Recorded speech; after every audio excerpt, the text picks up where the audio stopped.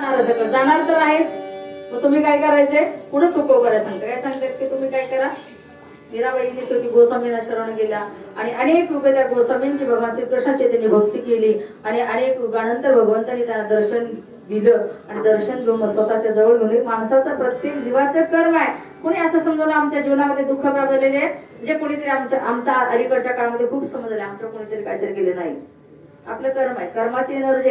दुर्योधन धृतराष्ट्र आपण जर नका डोळे धुरे आंधळे होऊन राहिलो ना तर आपण धृतराष्ट्र समजू, स्वतःला आपण समजायचं, जगाने समजायची गरज नाहीये. कारण आपल्या कर्माच्या गती असती घनतेचे होणार गती ते भोगीला नसून देवाधिका सर्वाची. कारण हे कर्म जे देवाधिकानं चुकले आपल्याला चुकणार नाही म्हणून करायचं सत्कर्म करा. लोकांना वाटतं की मी जरा 4 पैसे पुढे देणगी दिली, पण या जगामध्ये तुळशीला घातलेल्या पाणी वारकऱ्याला दिलेली देणगी, नामसप्ताला दिलेली देणगी आणि वारकऱ्याला केलेलं अन्नदान या जगामध्ये कधीही वाया गेलेलं नाही, कधी वाया जाणार नाही आणि जातही नाही. एवढ्याच हे सत्कर्म आहेत.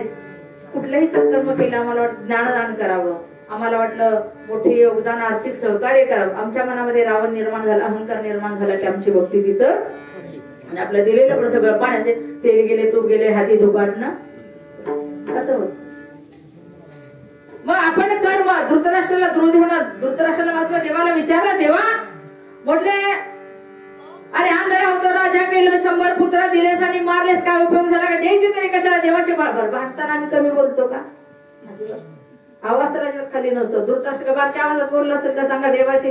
देव म्हटला हो हो डोक्यावर हात ठेवला, म्हटलं अरे या जन्मीचं नाही मागच्या जन्मीचं कर्म कधी उघडून बघितलेस का तुझं. मी कर्माच्या गती का सांगतेय की आजचा दिवसच आहे तो, आपण पुढच्या योनीमध्ये आपण जाणार हे आपल्या कर्मावर अवलंबून असं. धृतराष्ट्राला सांगितलं, देवाला हात ठेवला मस्तकावर सांगितलं, म्हटले तुझे 100 पुत्र का गेले तर तुला शिकार भेटली नाही आणि शिकार न भेटल्यामुळे समोरच्या झाडाला आग लागली, त्या झाडावर पिलांची घरटी होती आणि त्या घरट्यातली पिलं काही जळी मेली काही आंधळी झाली. त्या मुला पिलांच्या आईने दिलेला शाप तुला भोगायला आला म्हणून तू आंधळा. आणि आंधळा असून राजा का झाला तर मनोमार्गे गेला तेथे तू मग हरिपाठी स्तरावरला तू मनाच्या गतीनं का होणार पण थोड्या प्रमाणात परमार्थ केलास म्हणून तुला राजाचं पद मिळालेलं आहे. अजिबात हवे जाऊ नको. मग दुर्योधनाला प्रश्न विचारला, दुर्योधना संदर्भ त्याने विचारलं दुर्योधनाला कर्म कोणतं आलं. दुर्योधनाला कर्म आला, आजोळी गेला. आताची मुलं मामाच्या गावाला जात नाही, तेव्हाचं कीर्तन फार विनोदी नसतं बरं का. आध्यात्मिक सांगण्याचा प्रयत्न करायचा, जे पचेल रुचेल ते त्याचवेळी त्यांनी घ्यावं, अन्यथा विषय सोडून द्यावा. दुर्योधन मामाच्या गावाला गेला होता, त्या काळी जात होती. मामाचं गाव म्हणजे आजचं अफगाणिस्तान, गंधार देशाची राणी ती कोण, राजकुमारी कोण, गंधारी. तिचं माहेर ते अफगाणिस्तान, आजचं अफगाणिस्तान, त्यावेळेच गंधार देशाची ती राजकुमारी. आणि त्या दुर्योधन मामाच्या गावाला गेलेला आहे. तिथं गेला आणि त्याच्या डोक्यात आलं दुर्योधनाला मामा किती होते 100. किती होते 100. त्याने विचार केला आपला बाप तर एवढा, आपण हस्तिनापूरच्या राजाचे पुत्र आहोत, आपल्याला इथलं पण ऐश्वर्य मामाच्या गावचं आपलं घेऊया.